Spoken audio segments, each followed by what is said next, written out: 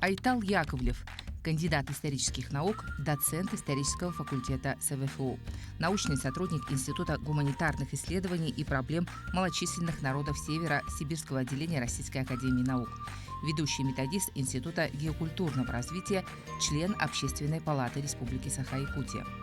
Много ездит по Якутии, выступает перед молодежью, популяризирует историческую науку. В сфере его интересов изучение повседневного уклада жизни городского и сельского жителя. Айтал, здравствуй. Здравствуйте. Сейчас очень модно стало говорить о личном бренде. Да? Прежде чем пригласить тебя в студию, я, конечно, зашла в поисковик и нашла очень много интересных статей. Да? Это и не только наши местные издания, это и российские издания. Да?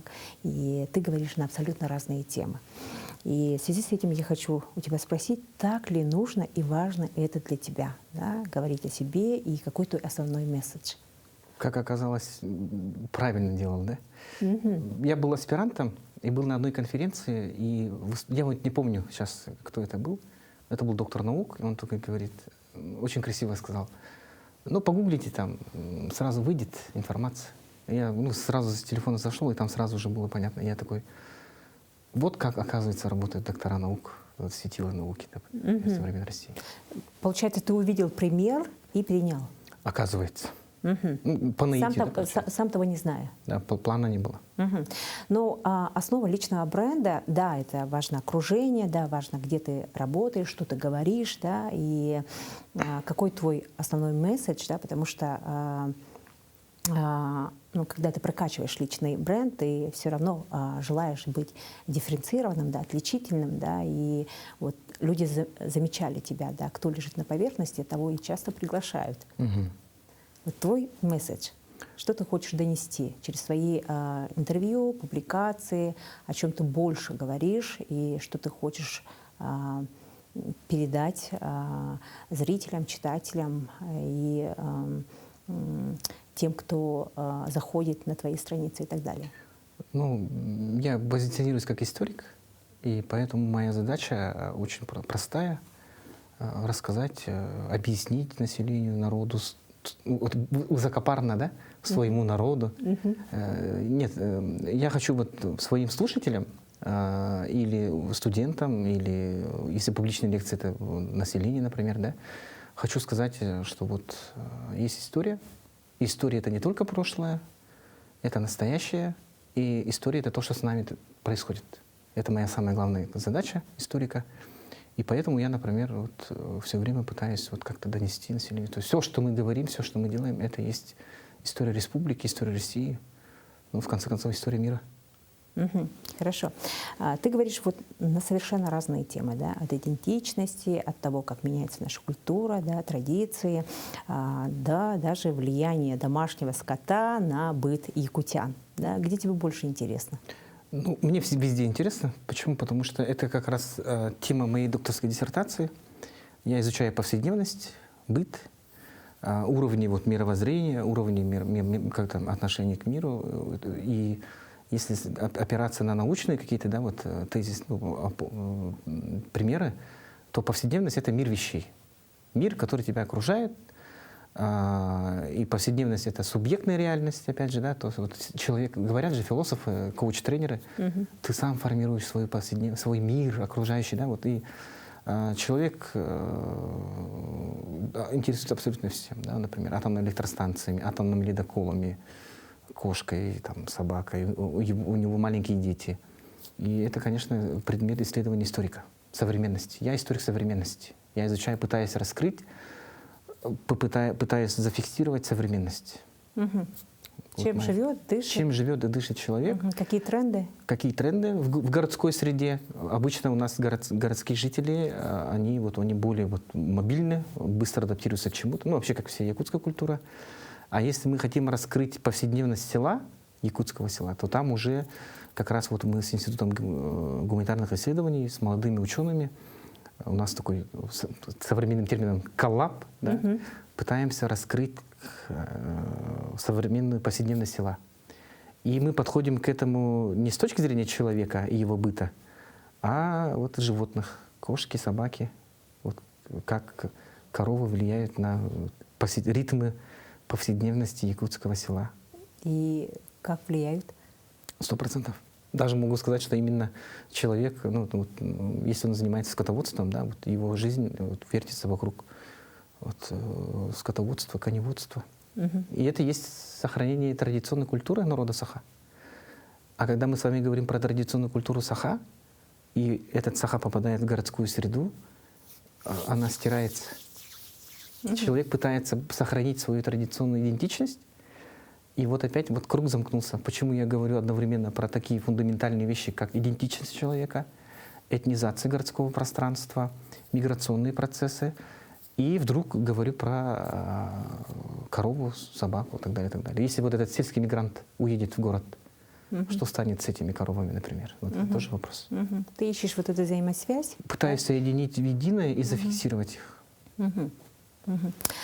Ну да, ты изучаешь прошлое, анализируешь настоящее, да, смотришь в будущее, и мне передали то, что ты в своем кругу, да, вот именно в своем коллабе говоришь, что есть вот такое выражение «асфальт Сахалара», да, как это перевести сейчас, да? Да. Современные якутяне, да? Да, кто-то обижается. У меня есть телеграм-канал маленький.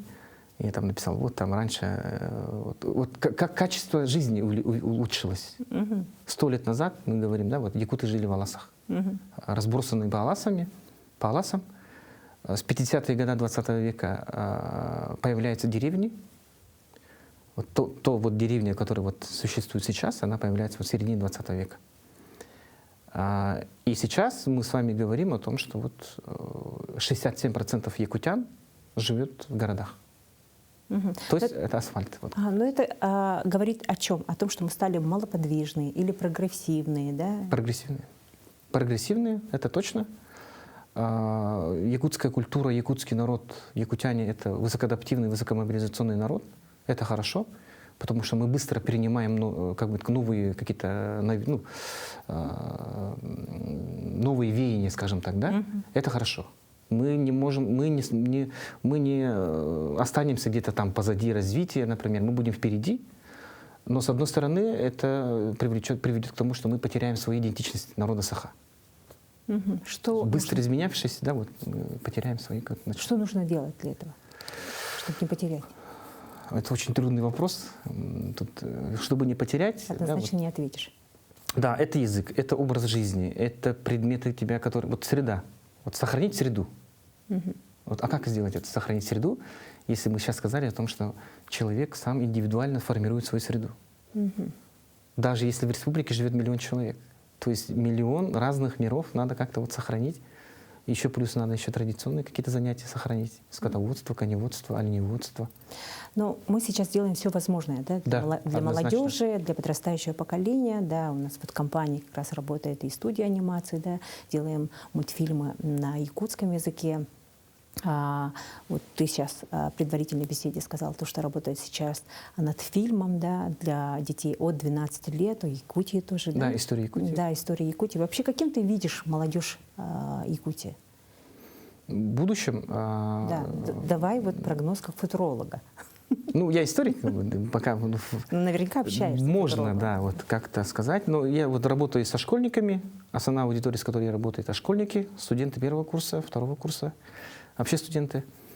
И, как отмечают антропологи, историки, сейчас существует только 2 вида людей. Это коренные жители цифровой среды и иммигранты цифровой среды. Интересно.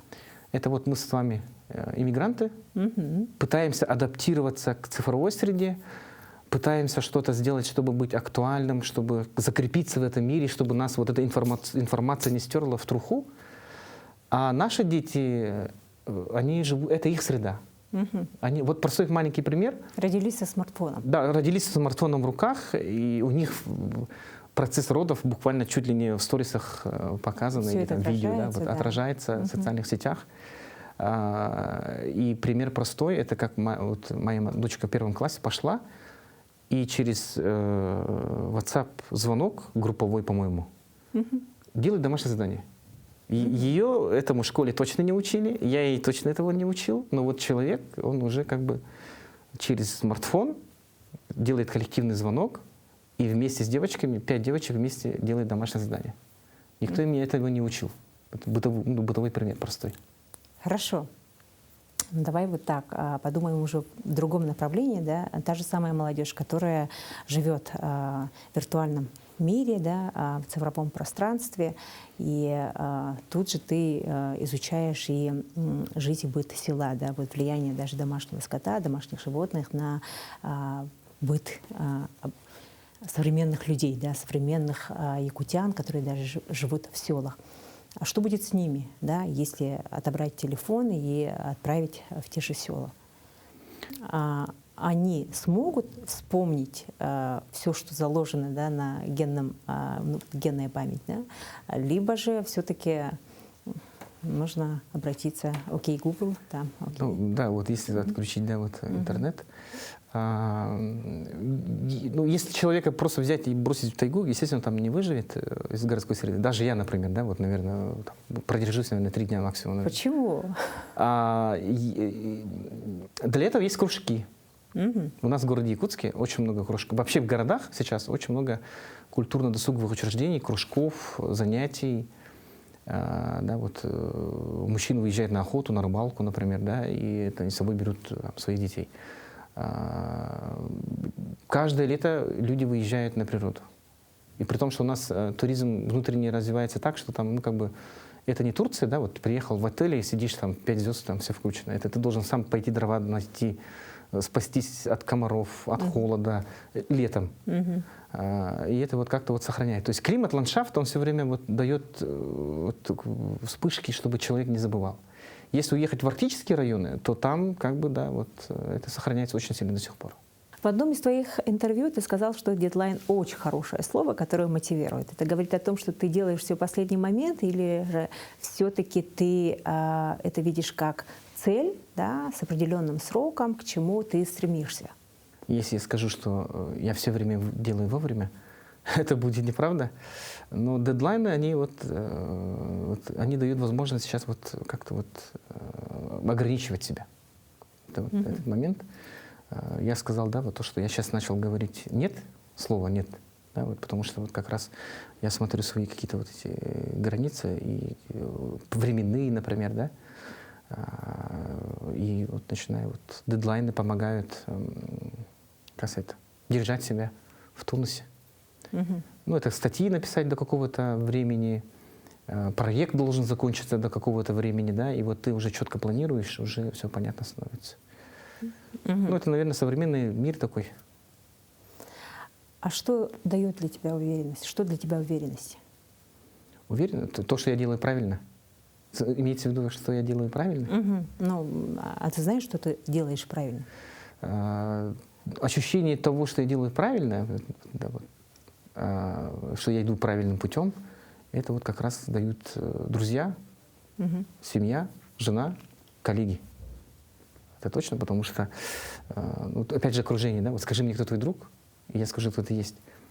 И друзья не говорят, вот это нормально, это правильно, вот это правильно. Значит, у тебя опора, твоя часть твоей опоры, это семья, то, друзья, что, да, то, что говорят твои друзья и родные. Да.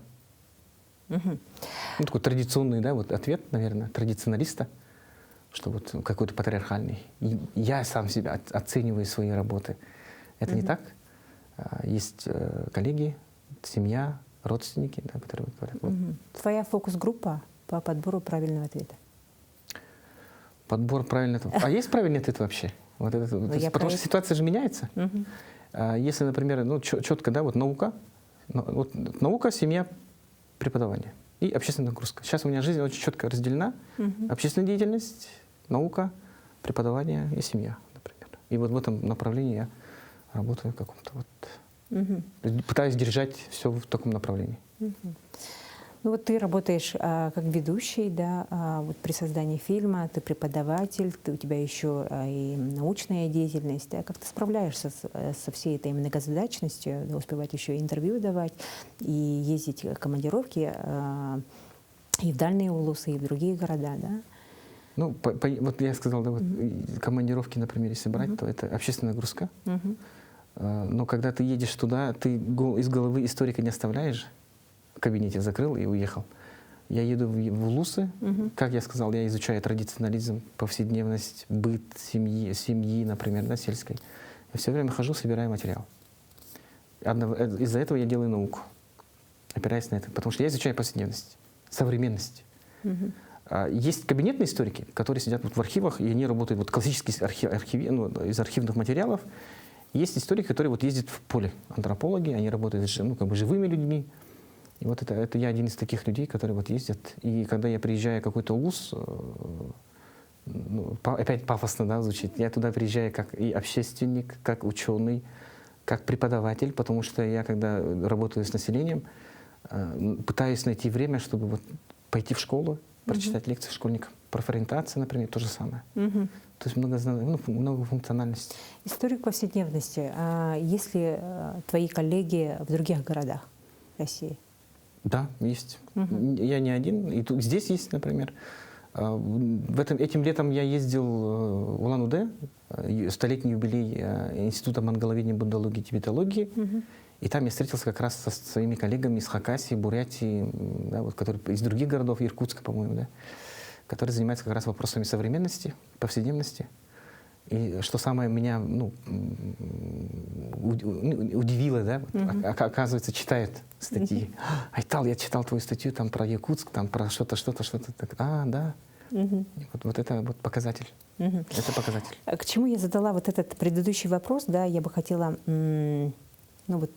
тоже обсудить с тобой тот момент, что лежит у нас на поверхности, да, то, что сейчас вот засилие каких-то блогов, да, информации, где со всех гаджетов кричать, да, будь сильным, ты это сможешь, ты этого достигнешь, да, заработай сколько-то там определенную сумму денег, да, идет какой-то вот агитация достигаторства, да, и люди, конечно, не справляются и ломаются. И прочитала тоже недавно очень интересную статью, где говорится об объемах человека. Да? Вот, почему я спросила о многозадачности, да? Да, я тебя поняла, да, ты смотришь какую-то, у тебя есть одна цель, да, это история повседневности, и ты потихонечку собираешь как бы в одну вот копилочку, да, какую-то нужную информацию, да, и ты как бы не расплескиваешь себя и несешь вот одну какую-то миссию, да, следующей этой миссии. А в большинстве люди ломаются почему? Наверное, из-за того, что не хватает объема. Вот у вас есть коллаборации, даже говорите, молодые ученые, вы очень часто общаетесь, да? Что говорят по этому поводу? Да? То, что люди ушли вот далеко в мечтах, да, и не справляются с объемом задач. Да? Идет вот этот надлом. Ну, у нас был, к сожалению, да, вот недавно ушел от нас Виктор Данилович Михайлов. Виктор Данилович Михайлов, он говорил такую вещь, что раньше вот, в советскую эпоху люди сходили с ума из-за недостатка информации. Сейчас люди сходят с ума из-за ее обилия. То есть постоянный информационный шум, постоянные какие-то моменты. И если посмотреть, опять же, вот, те же социальные сети, женщина, например, или мужчина смотрит социальные сети и невольно начинает вот, сравнивать свою жизнь вот, как сказать, с мишурой. Да, с подборкой. Подборкой, да, вот каких-то вот моментов. И вот это очень сильно вот... Если человек этого не осознает, но все равно у него вот где-то в подсознании, да, вот начинается вот этот какой-то кризис, да, вот, например. Да, вот еще добавьте туда кризис среднего возраста, тогда вообще будет, ну, как бы плохо. Как справиться с объемом информации, да, вот это надо, ну, не знаю, там, четко знать свои, как бы, возможности, да, вот, четко, линии, там, планировать свою, ну, как бы, работу, например, да, вот, четко. Вот я сейчас преподаю у первокурсников предмет основы проектной деятельности. Хорошо, что мы начали вот, с УФУ. Мы сейчас преподаем основу проектной деятельности первому курсу. Это 17-летние, 18-летние студенты, школьники вчерашние. И мы начинаем им рассказывать, что такое проектная деятельность вообще. И моя задача как гуманитария, не как экономиста, как историка, Вот, жизнь человека — это тоже проект. Вот у вас проект получить через 4 года дипломную работу, ну, диплом о высшем образовании. И вот такие этапы, например, да, вот, ну, если так смотреть, то дети — это же тоже как бы, ну, в кавычках проект, хотя так нельзя, наверное, говорить, да? Человек — это же человек, он сам живет в таком формате.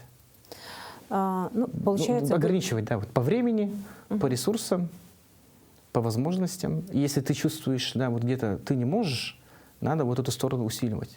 Не зря же говорят, тысячелетняя народная мудрость. Век живи, век учись.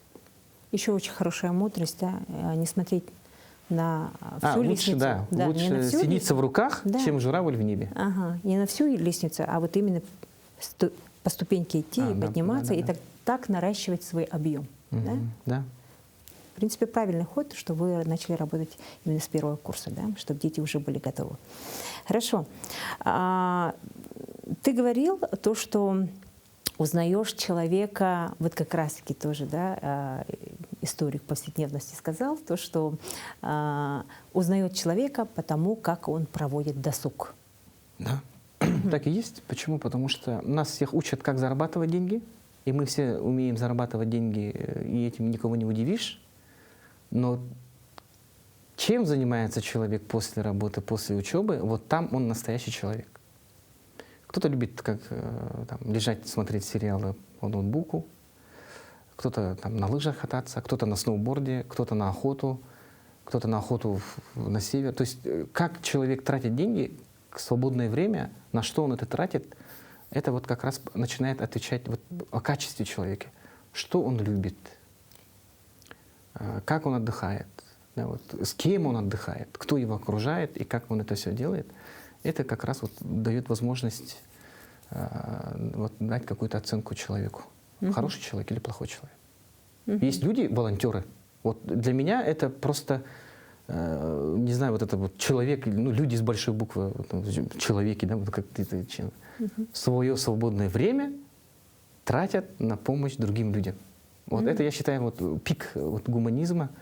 Да, вот, даже просто вышел, убрал двор, это есть вот, качество человека, личности. А что для тебя плохой человек? Какой он? Получается так, вот если человек бездарно тратит свое время. Впустую. Впустую. Хорошо. Прочитала еще одно интервью, где ты приводишь свою любимую цитату. Озвучим? Да, можно. Нужно по капле выдавливать из себя раба и, проснувшись, почувствовать, что в твоих жилах течет кровь не рабская, а настоящая человеческая. Чехов. Чехов. Почему ты в качестве опоры, да, и вот ориентира выбрал именно эту цитату? Ну, эту цитату я в первый раз услышал в своей школе, в гимназии, пардон, Верхнеуральской республиканской гимназии. Мне сказали, вот эту цитату просто вот, до сих пор помню. Это как раз 10-11 класс, походу, да, вот как подросткам, да, вот какую мысль закладывают учителя литературы, Ольга Николаевна Шарикасова, большой привет, какую мысль закладывают гимназистам, да, вот 10-11 класс. Но человек изначально, он слабый. Я вот считаю себя слабым человеком. Ленивый, слабый. Пафосно говорю про дедлайны. Но чтобы дойти до дедлайна, это надо, вот мне каждое утро просыпаюсь и вставай, надо идти все-таки. Вот это вот постоянная борьба с собой, со своими слабостями, постоянно вот сделай шаг вперед. Вот это надо сделать. Да, это вот пример того, как вот из себя вот ты выдавливаешь раба. Раба своих желаний. Это вот некий буддийский код, да, вот. В чем грех, источник греха? В желаниях. Неконтролируемых желаниях человека. И если ты вот пытаешься из себя выдавить вот этот, а я хочу вот так, я вижу так, и это мое мнение. Ты раскрываешь эту цитату тогда с точки зрения подавить свои слабости и не распыляться в желаниях конкретно, планировать, да, и достигать. Твоя главная цель на сегодняшний день? Докторская.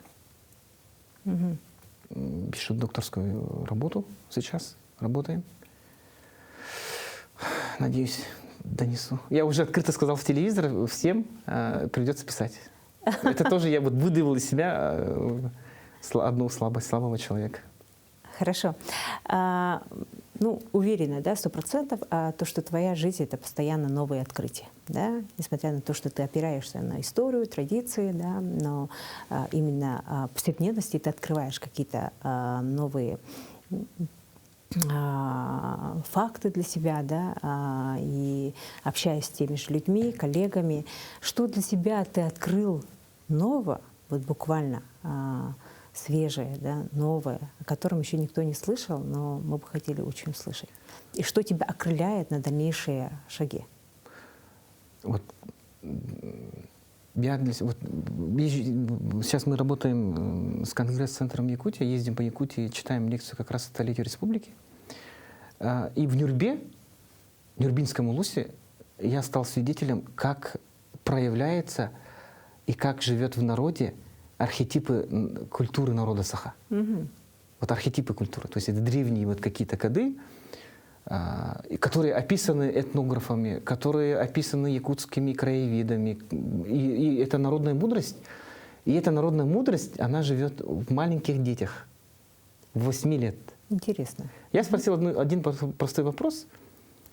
Ну, якутский ребенок маленький. Что такое счастливый человек? И вот эти все вот аудитория, дедушки, там взрослые люди, состоявшиеся люди, начали думать, кто такой счастливый человек. Кто-то там говорит деньги, там цель, работа. А этот маленький мальчик, 8-летний мальчик, второклассник, он говорит, знаете что? Счастливый человек — это хороший человек. И ты такой, у меня такой сразу просто вот все раскрылось, и весь зал замолчал. Вот, хороший человек — это счастливый человек. Вот, если ты не хороший, значит, ты не можешь быть несчастливым. Вот, если ты несчастлив, что-то у тебя в жизни плохо. И я спрашиваю второй вопрос вдогонку, чтобы вот этот огонь, который проявляется, вот, да, вот, архетип культуры, не затух. Я спрашиваю у него, а что такое тогда хороший человек? И зал такой, уже тишина.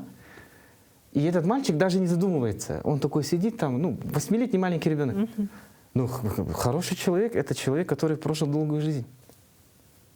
Это ребенок? Это маленький ребенок, 8-летний ребенок говорит, это архетип якутской культуры.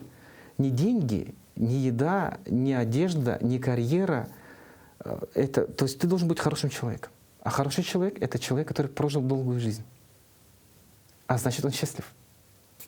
Это архетип, и это вот прямо для меня, который человек изучает традиционализм, традиции, как традиции живут в современности, и вот это и есть будущее народа. Я тогда уверен, как бы почувствовал, что да, у нашего народа, Саха, есть будущее, потому что этот маленький мальчик говорит вещи, которые ему никто не учил 100%, потому что он такой сидит, как бы, давай, дядя, быстрее заканчивай, я хочу домой.